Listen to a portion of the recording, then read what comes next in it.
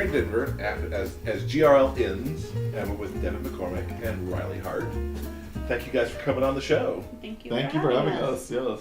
We've wanted to have you guys for ever. Yeah, we talked about it. We did, yeah. I remember last year. I think last GRL. Yes, we kept saying, and then we'll we do spoke something. at RT too. Yeah. And now we captured you. We kidnapped them and brought them to our room so we could talk to them. No, we had to run an awful long way here. We got them and talk to us. But yeah. So for those who don't know, briefly introduce yourselves to us. We'll start with you, Riley. I'm Riley Hart. I write contemporary romance, and been doing that for a few years. I write both by myself and with Devon, and I also write under the name Naire Dawn, and by myself and with Christina Lee. You're a busy girl. I am a busy girl. And Devon, what about you? I'm Devon McCormack, and I also write gay romance, and I also write some gay erotica and some young adult titles, and just gross things in general. Not because of the gay part, though. Edit. Oh, no. but now I've lost my train of thought. I started writing in 2013, and I started writing with Riley in 2016, August of 2000, or well, technically writing. July. Yeah, July of 2016, and I haven't been able to stop since. Cool. How'd you two connect and then decide to start? Let me start that. I was like, well, I actually need to start. We have, well, technically still have the same publisher for our YA books, and I had reached out initially, I'd read Charade, which was an Naire Dawn book, and at the time, there weren't many authors being taken on by Harmony Inc. So, when one, it was 2 authors every 3 months, so it was easy to go and be oh, hey, how's it going? We just kind of welcoming you on board, because some other authors had done that for me, and I thought it was very nice. And then we just would chat occasionally, and at first it was just infrequently, I would say. But then we started chatting more and more. We just agreed about a lot of things, and I'll let her take it from here. But it's funny to me. No, we were, that's like he was saying, we just talked more and more, and we just got along really well, and I was just our chemistry, I just really wanted to write with him. And so I asked him one day, just to see what he said, have you ever considered co-authoring with anyone? And he said, if it's with you, what are we writing and when are we going to start? And there we went. Because then Riley Hart's going to ask you if you co-write, you're yes, I suddenly do. But actually, it was crazy because I think I'd never done that before, so I was I think for me it was kind of going to just be an experiment. What was the worst that could happen? We find out that it doesn't click and then stop? Because we said that, even if we're halfway through it or whatever, if and it's not working for one of us or we don't, we stop and that's it. And no but no obligation. And we've always said that friendship comes first, writing comes second. So. That's very cool. Had you read each other's work? Yeah. Okay. I'd read mostly Naire at the time. I just hadn't read a Riley Hart book by then, and I was even thinking when we were talking about it that we were still talking about Naire, because that's how I knew you primarily. No, because he knew me. She'd only come out as Riley recently before that, I think, and close to a year. Right, it had been a year. Almost. Okay. 9 months. 9 months, like a baby. Oh my god. But no, I'd mostly read, Rush was the big MM one from Naire, and I loved Rush. And so at the time, that was her. But I mean, obviously loved the style, loved, how it was written. She's a brilliant writer, so. And you read my MF stuff. I mean, you had read, absolutely. Oh, yeah, absolutely. I read, those were delicious too. But, but how long, when was Charade? 2012. You got together under the guise of Harmony Inc. authors. Is there a YA co-author out there somewhere for you guys, or not yet? Interesting. We both have kind of taken, I feel like we both really love YA, we will write YA, but we both have the project that we were inspired to write. We both know our schedule probably for the next 7 months, just because we have these projects we have to get out there right now. And you guys write You're prolific, both as a pair and individually. Yeah. We love it. Like we love what we do, and I think working together, we get more excited about it even than we normally do. And I think that's what it is. I mean, we both write fast. We both write. I mean, I don't have a hobby. Like, I mean, if I'm out with my family, I write or I read. That's all, you know. So I mean, I'm lucky that my hobby is also, you know, my career. So it's like, you know, if I have spare time, that's what I do. You know, and if I'm in bed at night, sometimes I still write. You know, so I do. But I think that we are both kind of obsessive, and so sometimes like when we write together, like we could go back and especially with Weight of the World, we were really obsessed, and we could do multiple chapters in one day because it's really exciting you get something and you're like, oh my god, I never thought about that, and you totally want to play off of whatever they wrote, and so you're so excited to write it while it's fresh in your head, and then you send a chapter back, and then your family's like, will you stop talking to Devon McCormack, and his boyfriend's they're like, still I like hate that. Hart. They're still like that for both of us. He's like, I feel like something, I don't know. We're in a 3-year relationship with Riley Hart. Yeah. Like, why can't we invite Tom then?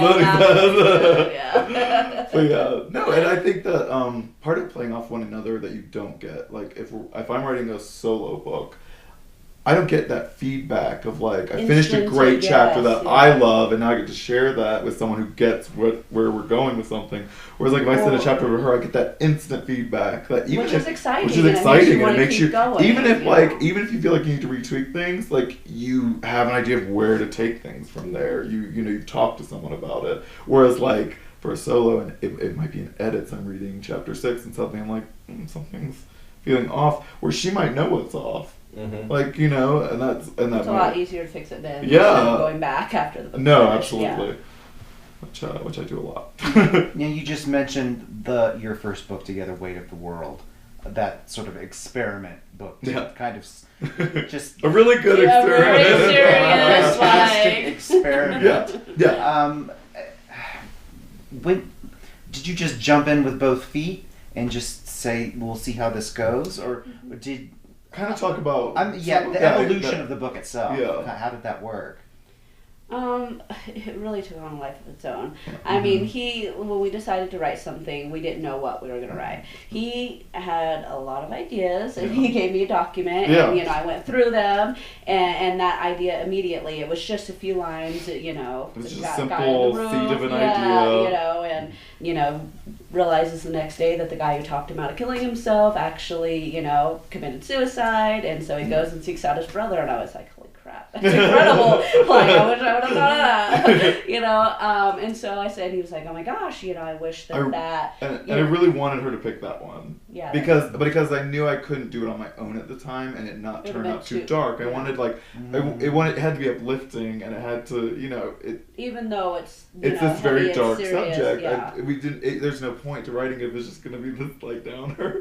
So I was like, I knew I couldn't do that on my own though at the time, and so I was like, I was really hoping that she would notice that one and she kind of mentioned it at first, and then she didn't say anything, so I sent her a bunch of other ideas, and then she's like, no, I'm like, no, that's the one I want. That's the one I want. I was like, really? And it was really, I mean, it was really perfect because, you know, we nobody wanted to say which character we wanted at first, and then it was like, you know, I want the brother, and he's like, oh my god, I want the, you know, so that you know, and it was very like, it just felt, you know, Tommy was me, like in a lot of ways, you know, feeling the responsibility for your family and, you know, wanting to caretake everybody and feeling guilt over things that you shouldn't feel guilt for. And he really, you know, I really identified with Zach. It's the character I always say whenever we blast, that is the character I most identify with. So I do, and I think that both of us, like, worked through things in that book. Both of us cried multiple times through that book. Yes. You know, and it felt really good though to go through those emotions and everything with someone, and then have this product that we were both so proud of. But even that third POV,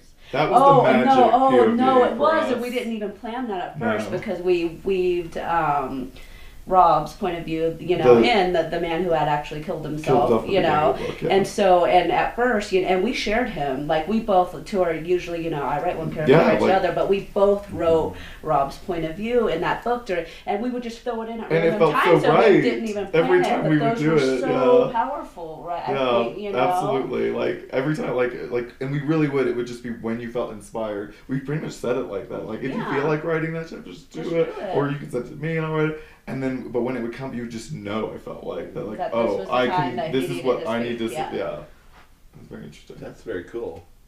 How do you? That was the origin of the first book. Yeah. What's your process now?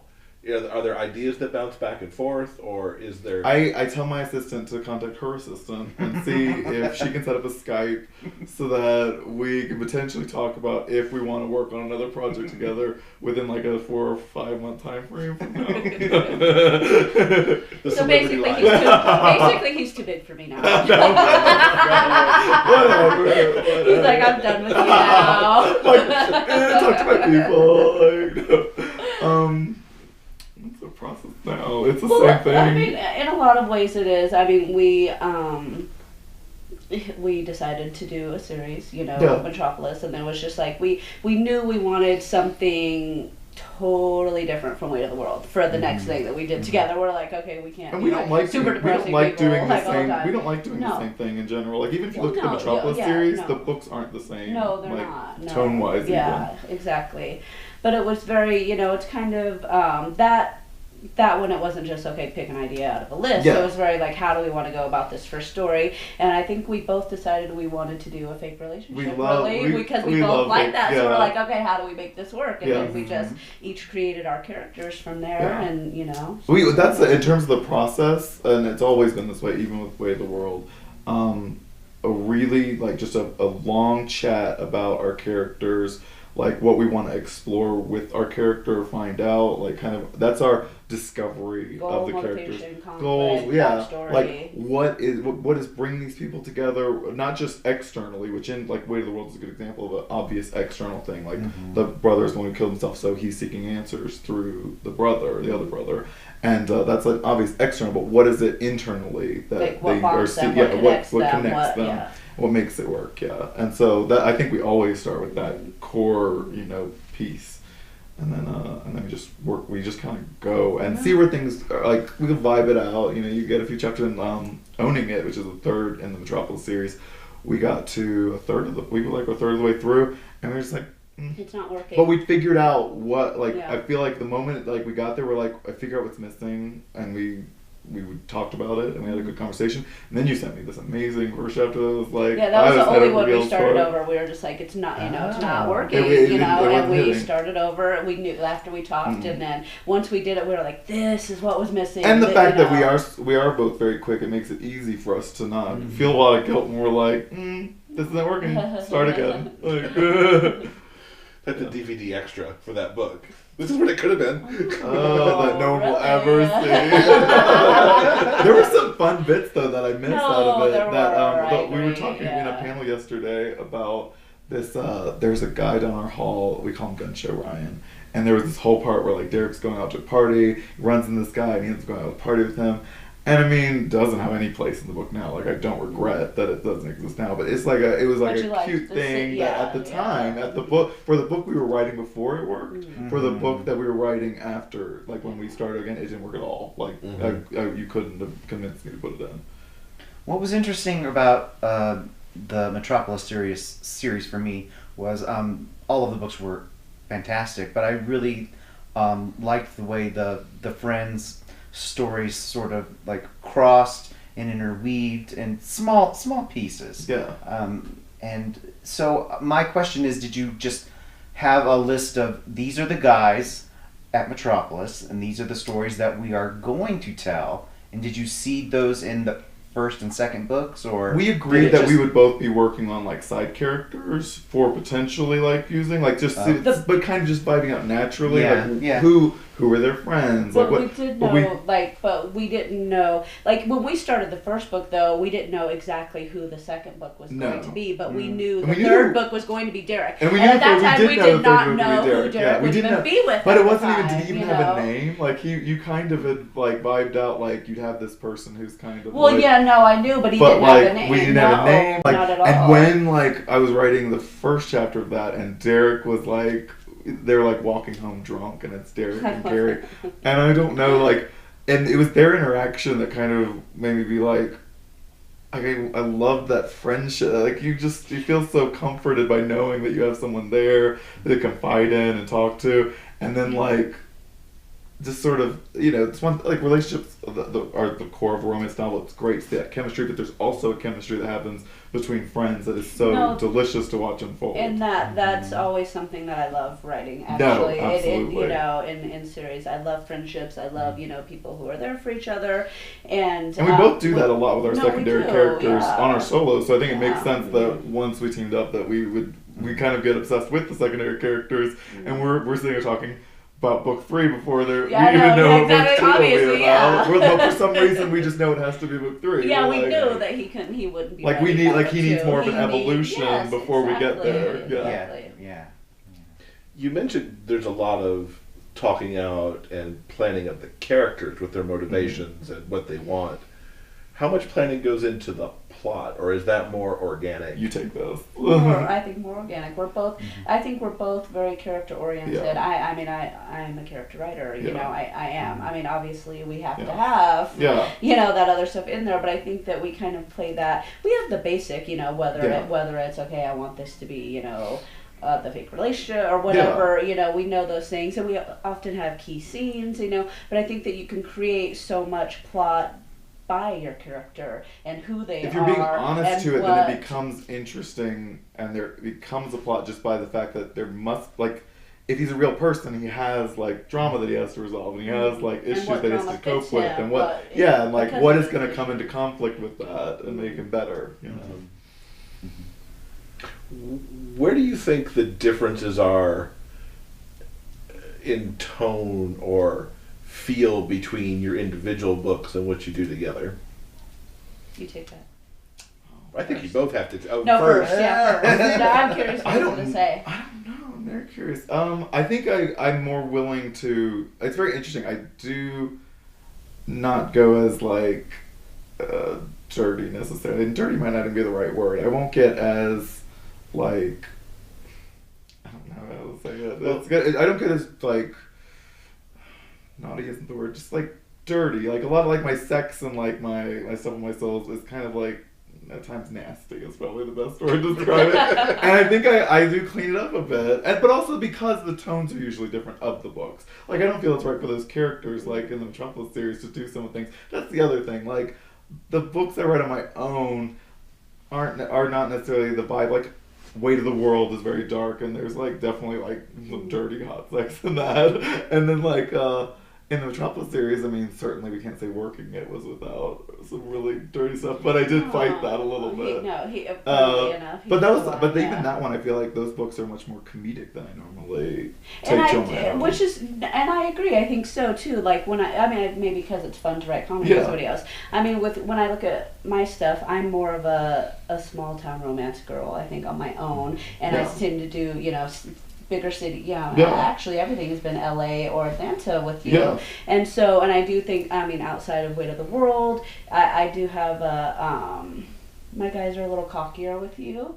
And, which I love. And I do think she picks up on the fact that I really like the way that, like, well, you're just so good at it. So, like, that sort of combative, sort of like up for the challenge was perfect for it, because I feel like we've done so many books, and she, like, I feel like Travis was a really good cocky character in Metropolis, and I kind of wanted to kind of just like up another and like with another character, like, because Gary was kind of like he was more timid, he was more like he wasn't at that level yet, and he kind of had to grow into the person who could kind of be there to challenge Travis. Whereas in Alpha Challenge, it was kind of fun because they were both like busting each other's balls the whole time, and that was exciting. I felt like it was. To do. But I think the funny thing is I think that because he is such an outgoing, fun person and funny all of the time, and my books don't typically have as much humor on my own, that I don't think people realize that I can be funny. And so they think like all the funny stuff is you a lot of the time.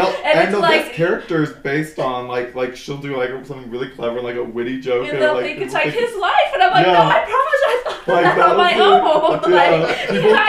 I can be funny too. But your MF is funnier. We talked about this. And I think that is my tone as my MF stuff earlier as Naire. I think if those readers had read it, they would recognize my voice in it. Because I think I never even thought about it, because I read so much of your MF that it just seemed like, oh, this is how she writes. So it's just a funny, thing. But we do know, Yeah. and we notice things about each other's like styles that even I think as reading our stuff, just solo stuff, that we notice more when we're writing together. That we're like, oh, she likes doing that, or for sure. and that's fun. Yeah. Going way back now, how did you get started writing MF? Not MF. Well, me. That's Hart. But what? It's me too, but I don't have to talk about that. What got you started to write MM? That should be you first. Oh, should You were doing MF before. I was technically in like gay erotica and young adult. I think you were MM romance first. Yeah, no, I mean, it was always something that I wanted to write. I love writing for the male point of view. I feel more comfortable, and I'm a champion for love, I guess, and I want, so it's important to me to tell love stories that need to be told, and it just, it encompasses so many things that are important to me, and it just felt automatic that that's the route I would take, I think, Do you remember the first MM that you read?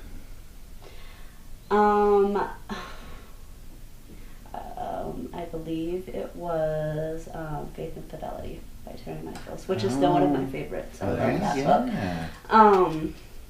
So yeah, I mean, actually, I can say that outside of like beta reading, I used to beta read for my friend Kelly York, who writes, and so I would read her stuff, but traditionally published books, that would be it. Good choice. It's a great book. I love it. What about you? What got you kicked off to the MM romance? I was at the time, I think, like especially like right before I started writing gay romance, I was writing like really like dirty erotica, and some young adult. Which is funny. I know, that's what I was going to say, because I read YA too. Like, I read gay YA before I read MM adult romance.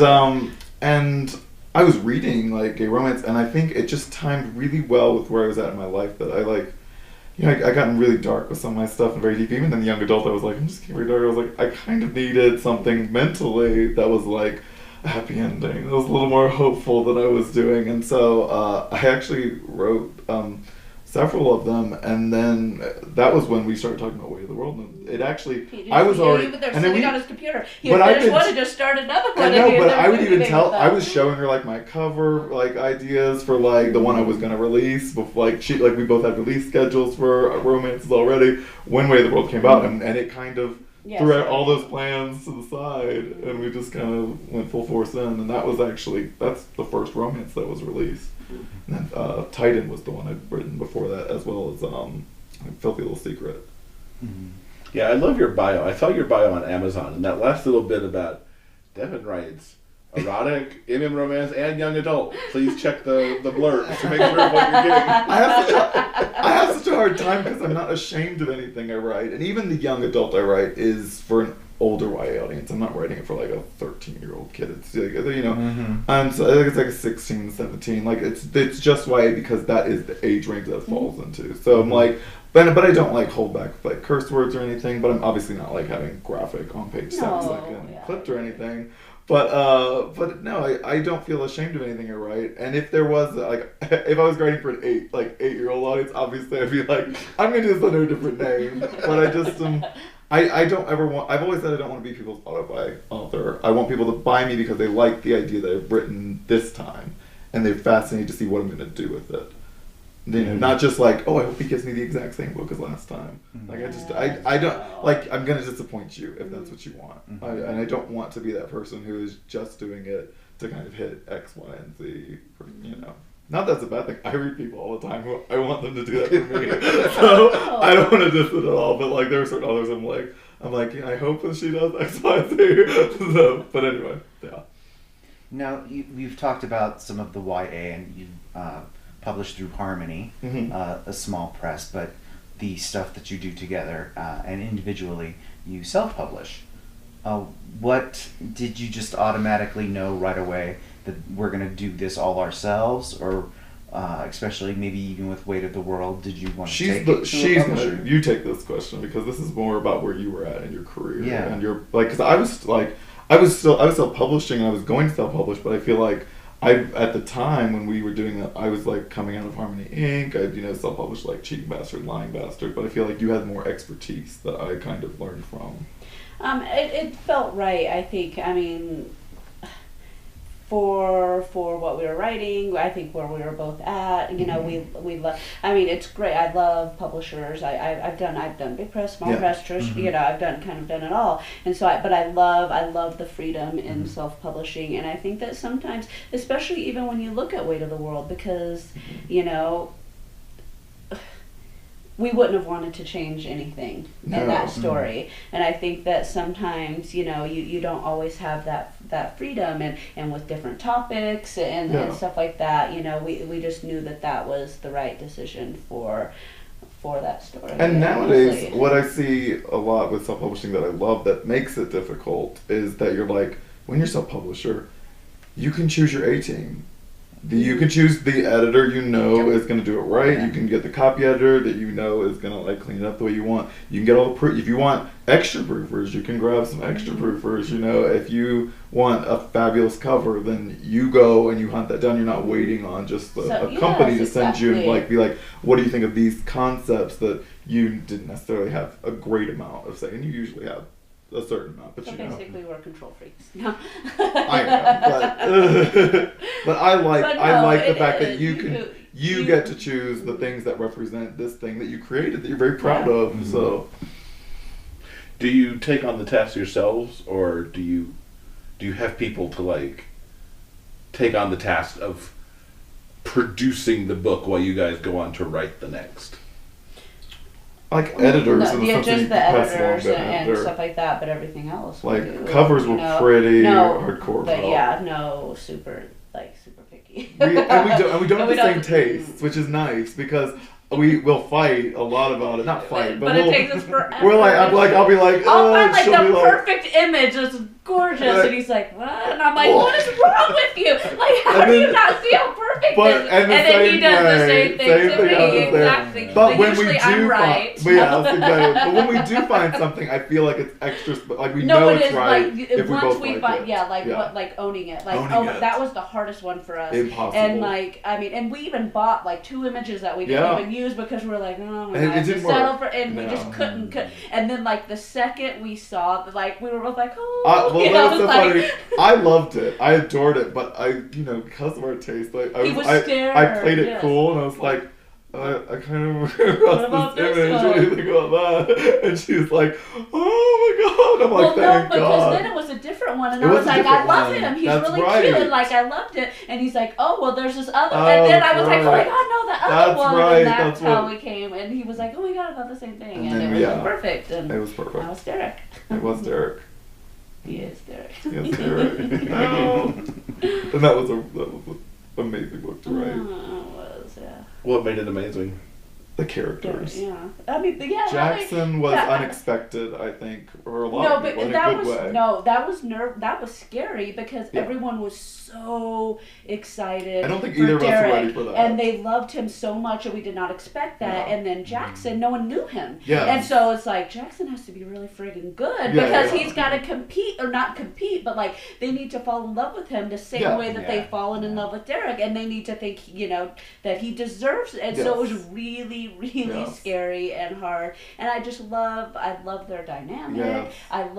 The caretaker thing is just my thing, so I love that and they were both similar in so many ways, but different in the right places.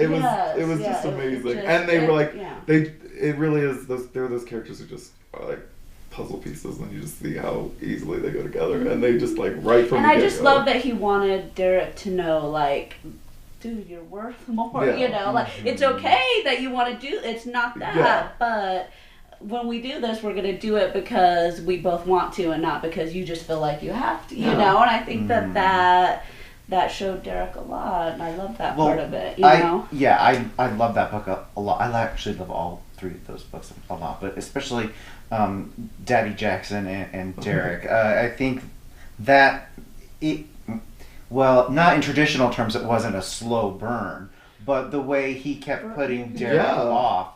Oh, and we actually talked about that because at one point we were getting nervous. We're like, people are gonna be like, It was a while. Like, You guys no, were waiting a what? while. Like I usually You like know, sex and on we- page 1, and I'm like, what are we usually doing? don't, no, but it's usually early a lot. So it Right, was, and we're exactly. like, people are going to be wondering what we were doing, but it was so right for them. Yeah, exactly. it was you know? right. It was right. And I wasn't even flinching, which was weird because I would like in a solo. I will typically be like, And I was like, page we're 1, not this many sex. thousand words. Like, we need Yeah. to, you know. But yeah, that felt really right when it did all come together. That's really funny. Page 1 sex, because yesterday in Q&A, Reese Ward was like, page 1 dead body. I agree with that. That's another good one. Such a divergent course Yeah. there. How many books do you guys together and separately put out in a year? That's not a good question. We were kind of talking about this earlier because this year was kind of insane. We won't be able We're to not do doing this again. again. No, So- and I think that it just everything kind of spiraled. Yeah. We were so excited, Yes. and there was so much to do that everything kind of got out of control this year. And Yeah. we put out a lot of books, but I think that both of us might We- go a little crazy if we wrote that Yeah. much every year. Yeah. You know, it was a lot, but we It's had not a even lot of just fun about with the writing, it. it's about the other stuff we have to do to get the book get out. it That's a out. lot of work. And It so is, it's you like, know.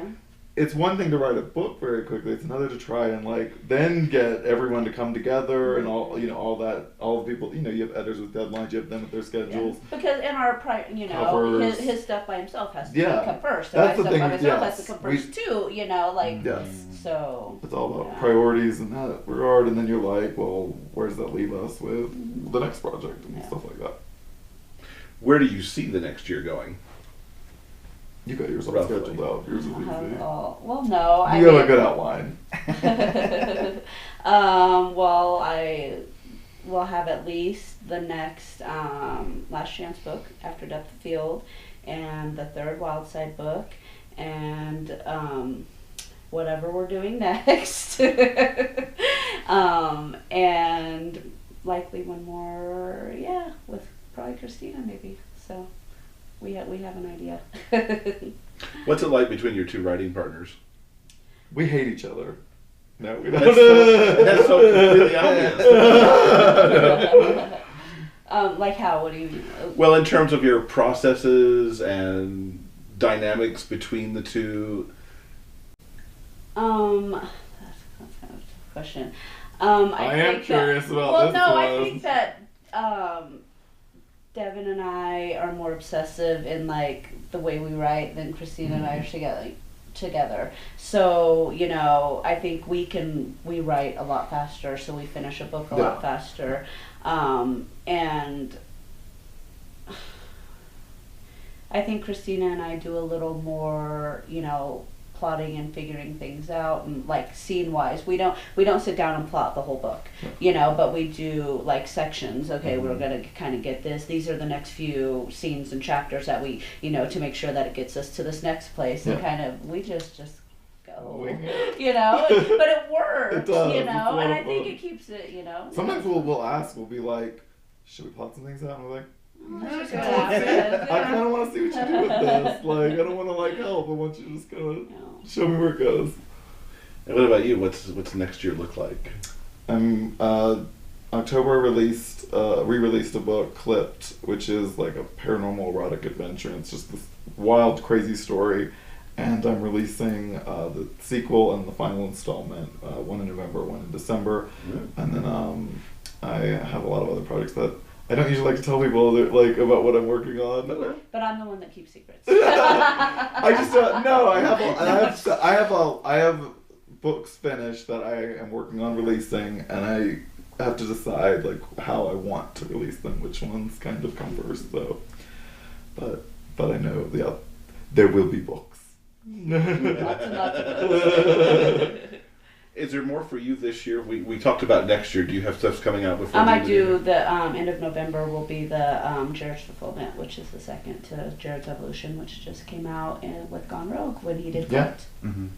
And we did that with Ella Frank and Brooke Blaine. They did a book called Shiver, which which is a very. We were all like just doing something. We all did something that is different from the norm. Yeah, of what we typically would write. That's what God Rogue was yeah. for us, writing something different from what we had been releasing, and it was fun. And kind of being able to kind of get people excited about these different ideas. And totally, you know. Yeah, the getting the 4 authors together in that way was unique to anything I've seen. I mean, there's always authors coming together to do kind of one thing or another, but this seemed unique in that space. It seemed lucky that we all, the timing of it was bizarre because we all were working on something that was without the same, each other knowing at first. I mean, like he knew what I was working on, but we didn't know what they were working on, and we were all writing or working on something totally different at the same time. And so then we realized we're kind of like, okay, we got to do something with this. You know, it was really cool how it all happened. It really was, and it was a lot, and it was exciting to get to share that because. You know, we talk about even like co-writing is nice because you get to share that with someone when you release it. Like you get to kind of be excited with somebody about that. And it was nice with this because we all kind of had like something at stake. We all had something like, you know, like a different direction that we were going where we got to be kind of when like... everybody hates us, we're together. Like, we're together to the end. And then, but it was nice. That was like, we all were so thrilled. We loved these projects. Like each of us were so excited and stoked. And it was one of those things where you're like, you know what, I just want to do it and just see what happens. And it was... I think you just have to follow your heart like that, you know, and write what you feel, whether it's different from what you've done before. You know, I think it's really important, and I think readers like that. You know, they like, at first they'd be like, oh my gosh, what did you do? You know, but I think that they appreciate it eventually because it is, you know, it's staying true to who you are and your characters and your muse, and I don't think you can really and neither of us are the type of people who feel like readers need to read everything. If they see something, and that's where I say, you know, if this is not your thing, I would rather skip. That's okay. Like you don't because you like my books, you don't have to read it. Hopefully, you'll just pick up the next one. Exactly. You know.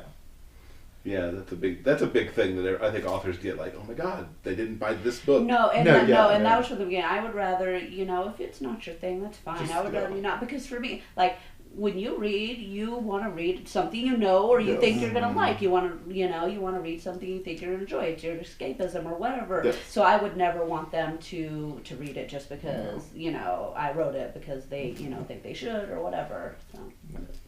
I think it's something that I think the two of you have seemed to have mastered is the surprise book release.